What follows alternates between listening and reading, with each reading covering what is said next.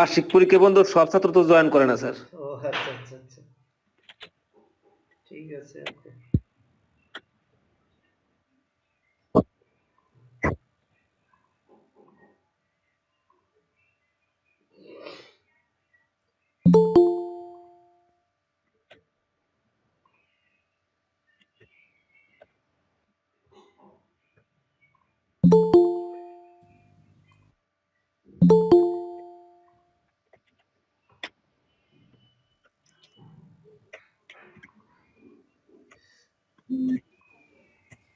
বিসমিল্লাহির রহমানির রহিম।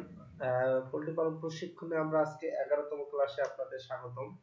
তো আমরা আজকে মূলত তিনটা জিনিস নিয়ে আলোচনা করব। একটা হলো ডিবেকিং। ডিবেকিং মানে হলো যে ঠোঁট কাটা, ঠোঁট সেকা দেয়া। আর একটা হলো রেশন তৈরি, আর একটা হলো পলিবেসিলোসিস ইকোলাই দ্বারা আক্রান্ত হলে আমরা কি চিকিৎসা দিব, এই রিলেটেড। তো শুরুতেই আসি,